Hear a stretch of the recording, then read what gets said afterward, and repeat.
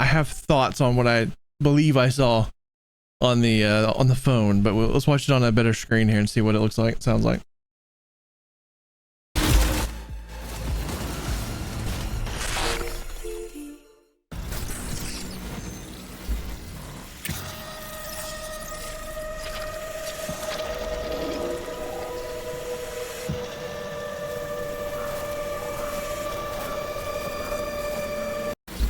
All right.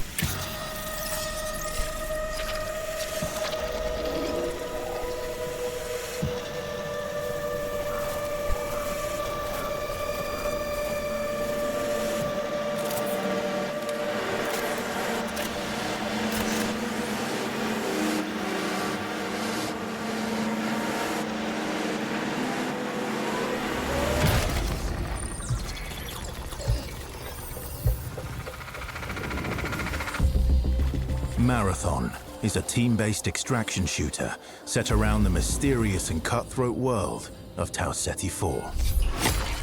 You are a runner, a cybernetic mercenary who's given up their human form for a biosynthetic shell with unique abilities and stats, capable of both tactical and fast-paced combat. Here you'll fight in a crew of up to 3 players across a variety of zones and points of interest.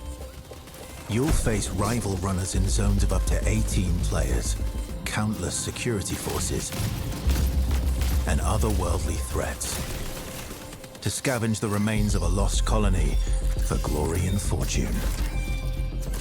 The environments of Tau Ceti 4 are filled with weapons, materials, and equipment you can scavenge throughout the map.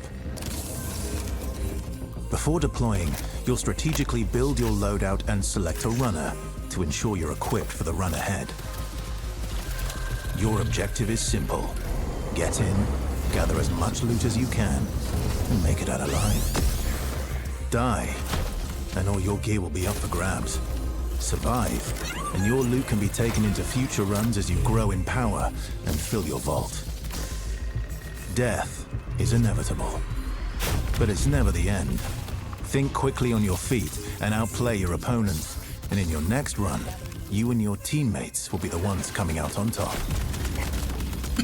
And even if you're down on your luck, factions can sponsor you with a fresh loadout, so you can get right back into the fight. Bungie brings its best-in-class first-person multiplayer action to the forefront. Dynamic and tactile gunplay, runners with unique playstyles, and customizable builds create highly dynamic and strategic team fights. Whether you're on a zero-to-hero run or high-rolling with powerful gear, you'll need to use your best judgment when you decide which fights to pick and how. Because no matter how geared you are, players with skill and strategy will always have the edge. Marathon is designed to be played in crews, with contextual pings, shared objectives, and down but not out to streamline playing with your friends. Death is not the end. And if you're the last one standing, you can overcome the odds to revive your teammates and get out with your hard-earned loot. And if you believe your skills alone are enough to conquer any challenge, we give you the freedom to opt out of crew fill to take all the glory for yourself as a solo runner. No 2 runs in Marathon ever play out the same. With dynamic events, variable weather, and unpredictable players, you'll have to adapt on the fly if you want to survive. Each run has a time limit, and anything can happen while you're chasing your objective. Looking to unlock upgrades or increase your faction reputation? Slip into the shadows as Void and ghost past your enemies. Search the map for rare materials and profit opportunities without being discovered. Want to push enemy teams and steal their loot? Bring in Glitch with agility implants and your strongest weapons to disrupt rival crews. Running support for your friends, grab extra equipment, shield charges, and a specialized backpack to be the lifeline they need. Hang on, real quick. Backpack to be the lifeline they need. Grab extra equipment, shield charges, and a that is quite possibly the most just godforsaken looking claymore I've ever seen in my life. You know, we were talking yesterday, at least I think it was yesterday, about scope glint, and how I think it's just really stupid in general, and just kind of takes away an element of the the game where you don't need to know necessarily where the sniper is. That's kind of part of the fun, right? This is a giant freaking flashlight on a claymore with lasers in case you somehow don't see the giant flashlight.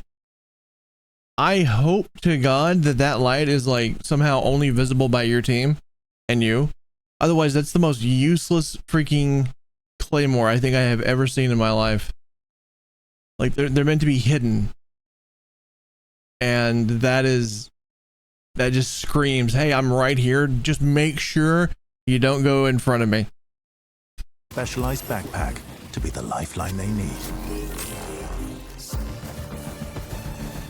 You're always free to experiment with team compositions, and the only limit to how you want to play your runner is your loot and imagination.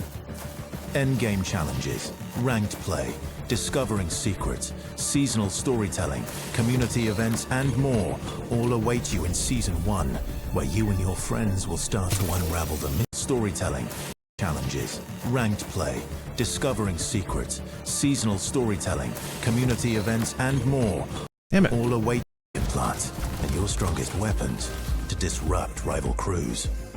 Running support for your friends, grab extra equipment, shield charges, and a specialized backpack to be the lifeline they need. You're always free to experiment with team compositions, and the only limit to how you want to play your runner is your loot and imagination. Okay, we have no idea how customizable you're going to be able to make things. Like if you're going to be able to change the gender, the appearance, all that stuff, right? But this release is apparently in September, and them having very little, differences between the heroes of this hero shooter. Experiment. It kind of drives me nuts. Like when in Battlefield, the newest Battlefield game, where you saw like a small squad of they all looked the same running down a street. And it was like, yeah, that just kind of kills any sort of semblance of immersion. Compositions, and the only limit to how you want to play your runner is your loot and imagination. Endgame challenges, ranked play, discovering secrets, seasonal storytelling, community events, and more. All this right here was what I was looking at. Those shadows await you in. Oh God, that's so rough. Await you. All await you. I've seen this in a couple of the shots here, where they're really rough. All await you in Season 1, where you and your friends will start to unravel the mysteries of Tau Ceti 4. Remember, you're only ever one run away from your next big score.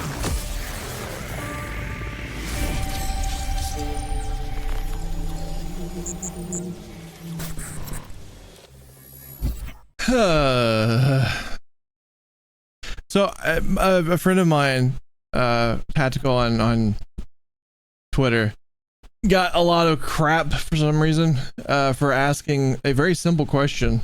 I thought it was a simple question, at least. Is this a game that, like, is there even an audience for this game?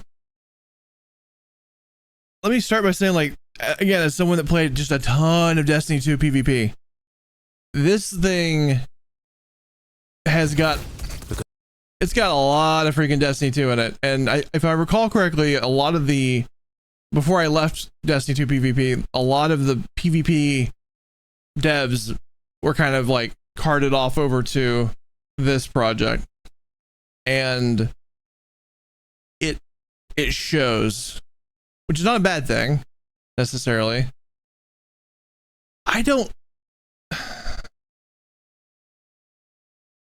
To answer my friend's question about whether or not there's even a market for this, here's what I'll say. How many Tarkov games have we seen? I'm sorry, Tarkov, like extraction shooter games, have we seen come and go since Tarkov kind of got popular?